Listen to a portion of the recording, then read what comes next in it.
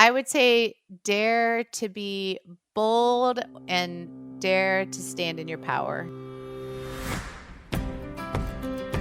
Welcome to Unleash Your True Value, a Breaking Money Silence podcast where professional women flip the script on self-doubt, ditch the discount mindset, and start owning their worth like the rock stars they are. Each episode is packed with real talk, practical tips, and the occasional mic drop to help you charge what you're worth and earn what you truly deserve. So buckle up, grab your coffee, because it's time to unleash your true value and make some noise while you're at it. Now, here's your host, Kathleen Burns Kingsbury. Hi, I am so excited to have my guest today, Kirby Rosplock. She is the founder of Tamarind Partners, which is a company that offers, what does it offer, Kirby? We offer family office services. So we work with affluent families and their advisors. And think of families like Buffett's, Gates, Bezos, all kinds of very enterprising, wealthy individuals and their families, and their wealth becomes a business. And that's what we call a family office. Awesome. So I knew you could say it more succinctly than I could. Well, that's what her main job is, but she's also an innovator, a trusted advisor, a lauded author, and world-renowned speaker in the family business and family office space. Kirby and I must have met, yikes, almost 2 decades ago, I think at the Purposeful Planning Institute. She actually serves as their dean of the family office at the Purposeful Planning Institute. She's also a board member and faculty member at the Family Office Real Estate Institute. She has many awards. She's written books. The 2 books that I have here are the Complete Family Office Handbook and the Complete Direct Investing Handbook. Kirby is not one to sit around, and she is one to stand in her power. So welcome, Kirby. I'm so excited you could join us on the podcast today. Oh, I'm so excited to be here, Kathleen. It's great to see you again. Yeah, it's always nice to have a chat with you. Today, we're going to be talking a little bit about kind of you and your journey and what advice you might have for the women following behind you. And so I really wanted to start with understanding your why. Clearly, you are passionate about helping family offices and educating people and educating next gen, people who come from wealth or inherit wealth. So tell us a little bit about why you're so passionate. I was also born into an enterprising family and trying to figure out what was I supposed to do on this planet. So coming up the ranks, I didn't have a clear understanding of who I wanted to be, what was my purpose, what was my passion. And honestly, I didn't really know what I was going to do. And so it was kind of actually going abroad. I was an expat, if you can believe it. I was a language undergrad and had forays abroad in Europe and came back and then jumped into the world of finance and came up that track. And my why really evolved from my own personal struggles, was trying to figure out what it was I was supposed to do. And as I saw sort of my own family go through a lot of trials and tribulations with the sale of our family enterprise, I realized I couldn't really do a lot to help my own family, although I did sit on our board of directors at the end as we wound down several of our family businesses. I was kind of called to want to work with others. And a lot of folks think that's crazy because it's actually really a calling. It's not easy work. And I'm not really motivated by money. So I really don't I'm not glorified by a big paycheck. I'm not really excited about climbing the corporate ladder, but I get really excited when I see an individual or a family reach a sense of wholeness, completeness, and a sense of calm when they go through something pretty traumatic, pretty traumatizing, pretty serious. And a lot happens in families when there's significant wealth and significant ownership of enterprises. And so I know somehow intuitively, but also I've mastered a lot of skills through an MBA and a PhD and a lot of experience. So that's my why, is to really help and give service to others and to help them through difficult times. Well, and I love that why. I do think a lot of times people who are very passionate have a calling. And it does often come from our history of being able to give something to somebody else that maybe we didn't get ourselves.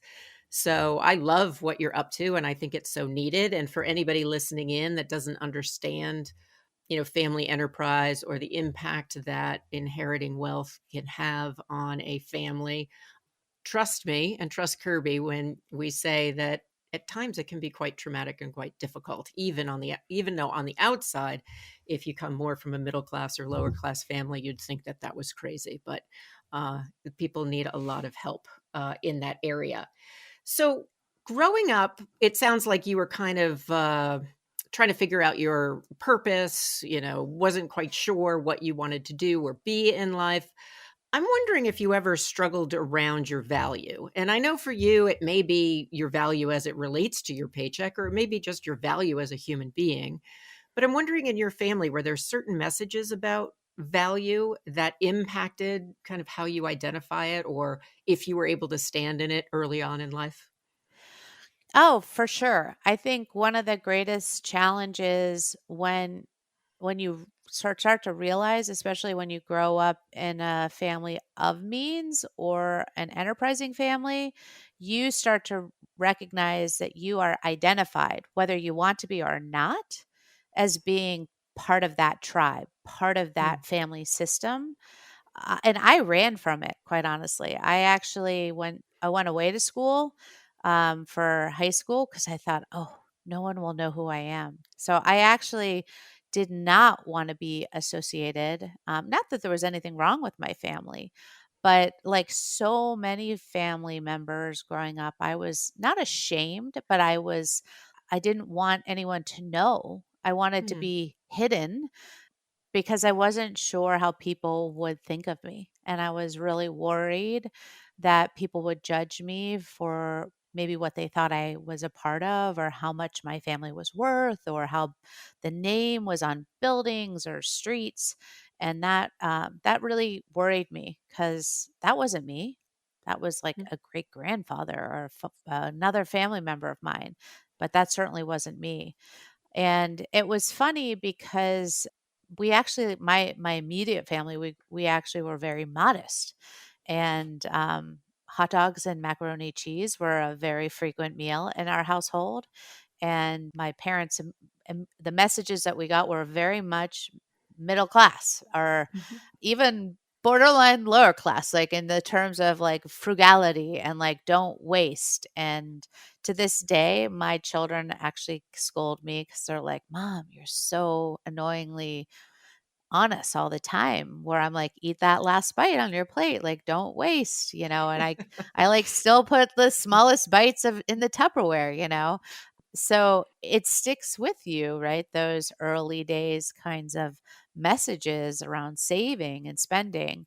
And so to this day, even though you might think because I come from an enterprising family with quite a bit of affluence, I still have very strong money messages around saving and spending, and like, be sure you can take care of yourself, Kirby. Have skills that you can work and provide for yourself. Never depend on a man, so even my dissertation was on women and wealth because I was fascinated about women's own ability to provide for themselves. Like, what was it? Why do women struggle with that? Right. So I feel like money messages are a foundational element of how we shape and think about the world, how we show up, and how we build relationships. And I think what you're highlighting is so important is that just because your family name might be on a building does not mean that you have a certain money personality. That's a bias, I think. That it sounds like your parents really raised you with some good financial lessons and information about saving. What was the money message around kind of your value in the workplace? Did they give you any overt or covert messages around that? Well, I mean, it's interesting because there weren't always the same messages given to boys and girls. For Yep. example, in our family business, it was a timber business. So growing up, the boys were always sort of expected to maybe have internships or like, go to work on the ranch and do some sort of dig fence posts or, work with the cowboys because we had a cattle ranch as well. So they would do more physical labor. And then the women were kind of like, meh, like, I don't know, go do some charitable service, Yep. volunteer. But it was not the same, right? Volunteering, you usually are not getting paid, but they would Right. still get some kind of payment for Oh, so the going. boys would get payment for their Yeah, labor, but you would yeah, have to volunteer. yeah, Interesting. yeah. That's a So, message. but then again, I do recall in high school and in college, like, I would have a summer job. But I liked to work because I wanted to have a little extra money, and Yep. I did have a job in college, like, I worked to get a little extra cash. Granted, I had a little allowance, well, to Yep. have for on the side, but, in my family, we did have extra jobs, and we did. I know I actually worked in the women's studies club at college, at Middlebury College, and so, I do recall I worked for the Salzburg Seminar as well when I was in college, which was another nonprofit. So, I think working was something that was valued. It wasn't something that was like forced on us, but it was Mhm. definitely something. My mother worked. She was a kindergarten teacher and a speech pathologist. My dad also, in addition to his day job, he also worked at night and taught at the master's in the business school at Carnegie Mellon University. So, I definitely there was a strong work ethic that was passed on, and this whole sense of like, don't expect a handout, Yes. Yep. expect a hand up. Like you should earn your way to wherever you're going. So even though there was knowledge that there was means in our family, the message was you have to earn whatever you're going to get, and whatever you might inherit, if you could inherit anything, was really more of an emergency fund. Like, think of that Got as it. like, Yep. that's there only in like worst case scenario. Maybe you get sick, your house burns down, you need it because someone has cancer or something awful. But it wasn't necessarily meant to be like, that's your lifestyle. Like, you Got don't it. live off of Got that. it. So So let me ask that's, you this, because I'm curious, given that some of the folks that I work with, when you go to, and I understand you run your own business now, but at times that you had to negotiate your salary, what was that like for you? And it sounds like you had the work ethic, but for some people who come from means, and it sounds like this may not have affected you the same way, it becomes kind of confusing. Like, do I negotiate for the highest salary? And you just said you weren't necessarily money motivated. Like, how do you feel like you've done in that realm in terms of standing in your value? yeah. I mean, I think early on, I didn't know, right? I didn't know what my Yeah. value was. And it was difficult because I also think early on, I suffered from, to some degree, imposter syndrome where I didn't feel like I was valuable. So I was sort of like trying to become really educated, and I look back at my early days. I mean, I worked full time and I did an MBA at night, and I worked full time and I was doing a PhD at the same time. So I was like double trouble. I mean, talk about imposter. I was really like thinking I was this fraud, but in fact, I was doing so much Yeah, to crazy amount of work. overcompensate. Yeah, Yeah. Yep. overcompensate. And it was incredible that my husband actually stuck by my side through that whole time. And the reality was, in those days, I didn't really think I was that valuable. I mean, that tells you how much I discounted myself. And it wasn't until much later that I was like, oh my gosh, my worth is like so much more because one, I've worked so much harder and done so much earlier in my life to be able to be so much farther ahead and to do so much deeper work, right? At such a younger age.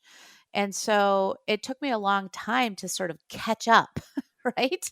To right size the value of my work to what experience and the types of things I was able to be doing at that age and stage. But, it's hard when you accelerate your career and your education earlier in your lifetime and people look at you and they're like, but you're only like 25 or you're only like Yeah, I do 30. remember that was one of the things somebody said to me many years ago. "Kirby's so young. She's so accomplished." So, Not but anymore. I'm not very young.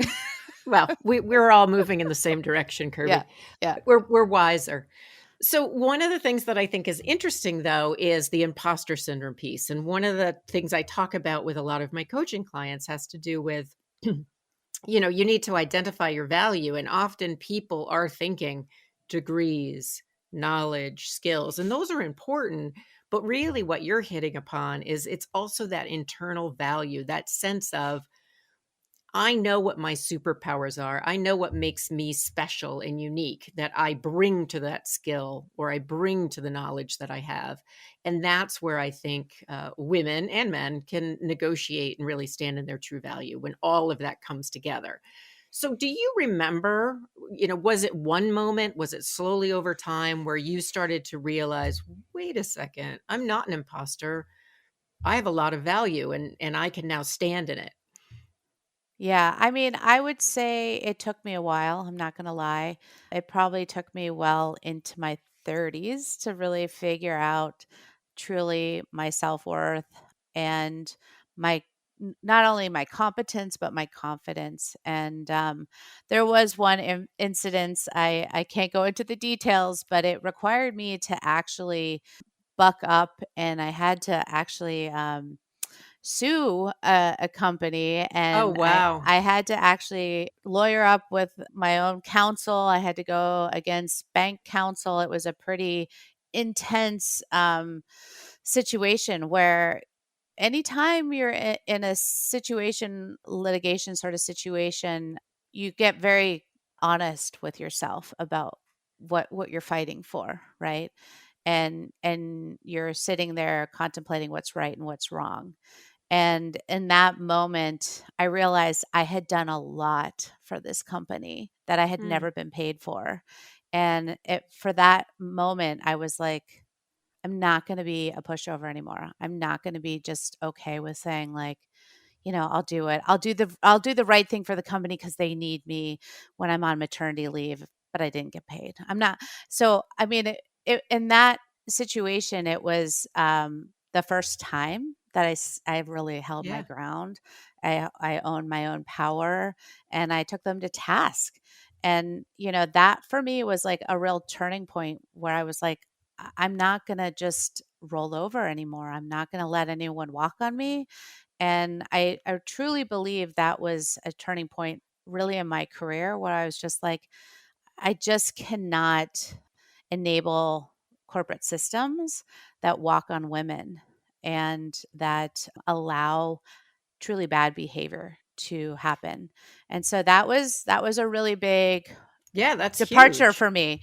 It's probably why I'm doing what I'm doing, which is I'm no longer working for a big corporate. I'll go consult, but I've had many offers, come back in and work, and I'm like, no, thank you so much. I will consult for you, but I'm good. I'm good staying on the outside. And I think that's something you really have to understand is like, how do you hold your power and how do you respectively say, though, this is not okay. Yeah. No, and I really respect that. I think for a lot of women, it can be hard to do that. So what gave you the courage? And I know you don't need to get into details. I understand you can't, but what do you think gave you the courage to say, no, this isn't right. I'm gonna move forward legally. And then you have this experience where you realize, okay, not putting up with this anymore. Well, they put me in a situation that I really had no choice. So I Okay. either So had to life I circumstances. yeah, circumstances, either I had to walk or I had to fight, and I chose Okay. to fight. And I don't really like being put in those circumstances of like and probably the old me, if it was early side me, I probably would have shirked away from the fight and I probably would have said like I'm not ready for this and I would have just conceded. But I think the more mature me said, "No, Mhm. this is wrong." And I'm standing up for every woman who probably didn't think it was right, but was too afraid to. And so, there's just a lot of stuff that happens in this world that gets brushed under the rug, and it's too bad. But, at some point, you have to have the courage. And even if I didn't win, it was right to fight and it was right to stand up because if I didn't, it would have been worse. for everybody. Yeah. No, and a lot of the women I talk to, and certainly in my own life, there's these moments where, it's fight or flight and you have to make a choice. And sometimes, there isn't a right or wrong choice, but at a time when you decide to stand up for yourself, it ultimately can be scary. But on the flip side, it feels really good to say enough already and to set that boundary. So I want to just see if you have any advice for people listening in that might struggle either with finding their sense of purpose or standing in their value. Like, what's one piece of advice you could give them? Well, I think there's a lot of times that we actually just don't create the space to reflect, and we're just going through the motions of life, just trying to stay afloat. Yeah. And the world is moving at a frenetic pace right now. And so without setting an intention, it's really hard to it's like kind of like throwing an anchor into the future. If your anchor is right here in your present life, you're not setting an intention in any direction because you're just operating in the chaos of the now. And so I do think that sometimes we have to just like get to a quiet place, set an intention, and really figure out like what is it that makes our heart happy? Where do we find joy? When we fast forward and look back on our lives when we're all wrinkly and tired, what are we going to feel really good about, right? Are we going to say, oh my God, I'm so glad I spent, 40 hours a week punching a ticket and doing something super mundane? Am I going to feel really happy because I showed up every day doing something that changed the world or helped somebody else? And so I think it's really understanding what your future self is going to look back and feel really proud that you did, that you showed up and you did. And if you can't think about your future self looking back and being proud of who you were, then you should stop right now and not perpetuate the chaos that you're in, because life goes way faster than we think. We think it's going to be here forever, and then you wake up and it's another decade's gone if you're lucky, right? And some of us don't have that luck. Maybe we have something tragic happen, but if you're lucky enough to have longevity, then you can't waste every precious day or moment, month. And so I would just say be intentional, like set that intention and then start building a plan. And that plan really does involve your relationship to money, because oftentimes money drives your means to execute. And if it is changing a career, and it means retooling your skills, or it means your spouse or your partner changing a career and retooling their skills, then you really have to think about like what's going to give, how are we going to rejigger our finances, or how are we going to help our kid get into a school that they want to go to, or are we going to start putting money away in a 529 plan, whatever it is. So the intention is so important. And then thinking about the plan, and then thinking about your relationship to money so you can build the financial Yeah. strategy to support the plan. That's great. I love the intentionality of it and the idea that to develop some structure around that, to be able and often working with a planner or working with a coach or someone outside of it, even if it's just once or twice, can help you kind of develop a structure and figure out how to do that. I would say that when I grew up in and it wasn't just my family dynamic, it was the world, and I still think it is the world, like the school of busyness. Like somehow you were successful if you were busy. And it wasn't until I moved to Vermont that I realized being busy just to be busy doesn't seem to make sense. So being much more intentional with the type of duty, the type of things I'm doing, and to make sure I intentionally take Wednesday mornings to ski, which I used to feel guilty about when I started. I do not anymore. but because it makes me better the rest of the week. But so I love that intentionality. And I like the idea that, yeah, you have to also work at your relationship with money to figure out just how you're going to live by your values, how you're going to fund things. And the journey doesn't have to be scary. It can actually be fun. Like often people are like, but it can be fun. So I'm going to switch gears. And for the last minute or two, a couple of minutes here at the end, I'm going to ask you just some speed round questions I Yeah. ask everybody. So I am curious, Kirby, what is the craziest thing you've done to land a client, deal, or job? Okay. Craziest thing I've done. Okay.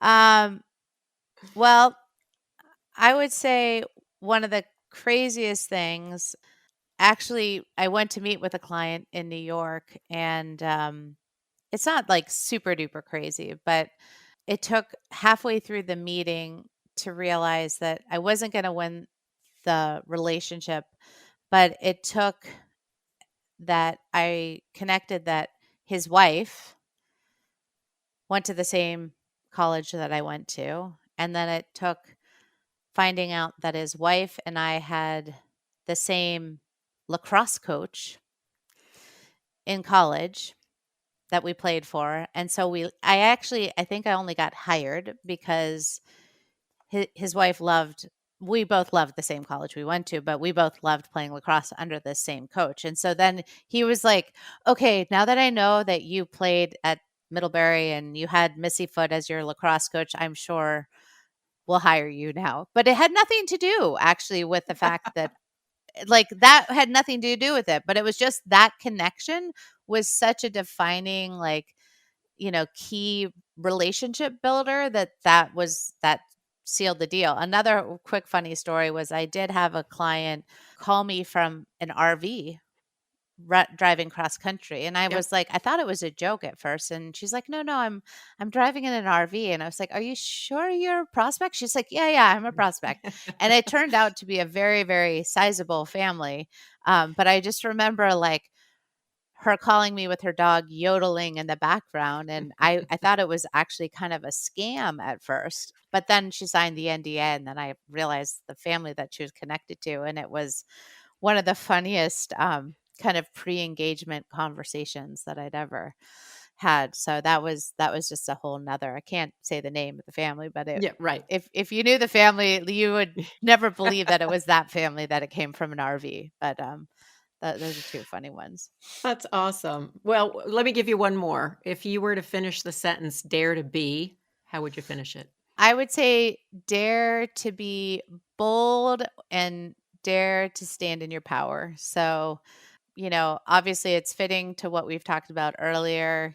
It's never too late to find it, to stand in it, and to know that you are, ready to rise to the occasion. And I think we oftentimes discount our self worth, and we don't think that we're worthy. And particularly to women, and to some men, and to Mhm. some they thems out there too, I think sometimes we just kind of second guess ourselves and are like, well, maybe not. I'm okay. I would just encourage people to hold your power and be confident. And when you know things are not right, do not step away. You step forward, lean in, make sure that you put your shoulders back, and you fill that space, and you make sure to step in and speak your truth, because if you do not, you'll regret it. You'll walk away and you'll say, I just missed that opportunity to just engage and be authentic and truthful, when truth these days is important, to speak up and be honest about what's really happening.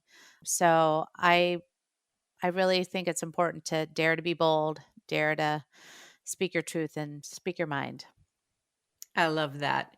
And so, Kirby, I am so glad that you went from that 20-year-old girl who wasn't sure what she was doing to somebody who really is standing in her power and her life purpose. And thank you so much for sharing your story with us today. I would love for people to get an opportunity to learn more about you and also Tamron Learning. I had an opportunity to be on your podcast recently and really enjoyed it. So tell us a little bit about how they can find you and a little bit about how you spend your days. Yeah. So, in addition to consulting with families through Tamron Partners, you can find us at www.tamronpartners.com.